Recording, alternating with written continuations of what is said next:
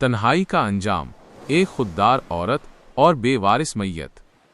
जगह जी लगाने की दुनिया नहीं है, ये इबरत की जा है, तमाशा नहीं है।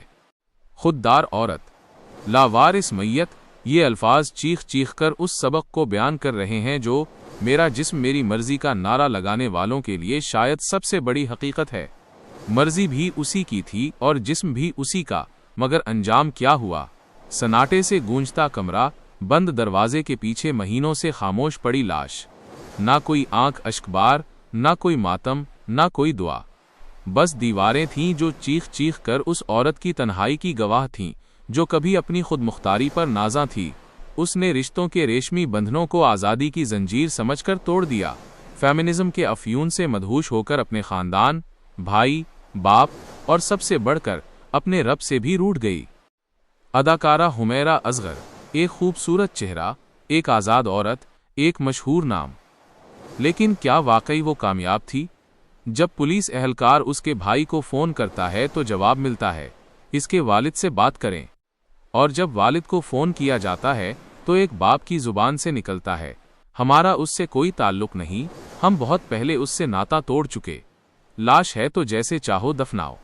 फ़ोन बंद हो जाता है, मगर सवाल खुला रह जाता है कि वो कौन सी ज़िंदगी थी जिसने बाप के दिल को इतना सख्त कर दिया? वो कौन सा रास्ता था जिसने भाई की गैरत को खामोश करा दिया? वो कौन सी सोच थी जिसने एक जीते जागते वजूद को महीनों लाश बनाकर सड़ने के लिए छोड़ दिया? फेमिनिज्म की भयानक तस्वीर।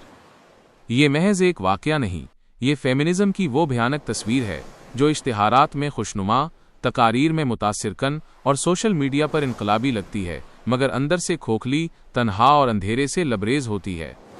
फेमिनिज्म का आगाज़ औरत के हुकूक से हुआ, मगर अंजाम इसकी तन्हाई पर हो रहा है। फेमिनिज्म ने औरत को माँ, बेटी, बहन और बीवी के मुक़द्दस रिश्तों से निकालकर सिर्फ खुद बना दिया, और यही खुद आखिरकार उसे अकेला कर गया। ख़ानदान का इदारा, जिसे सदियों की तहजीब ने परवान चढ़ाया, जिसमें कुर्बानियाँ, मोहब्बतें, नाराज़गियाँ, मान और रिश्तेदारियों की हरारत मौजूद थी, उसे आज की औरत ने जंजीर समझकर काट दिया।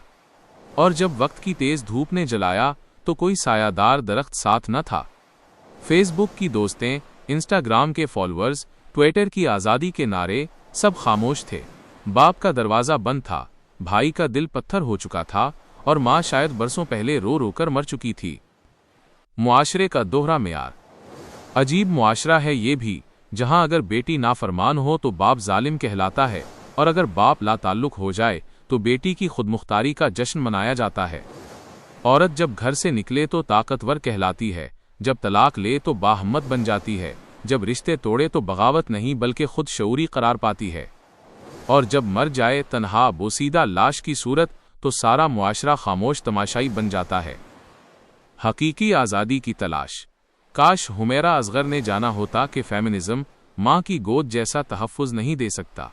काश वो समझ पाती कि बाप की डांट मोहब्बत की एक गूंज होती है और भाई की गैरत इज्जत की चादर होती है।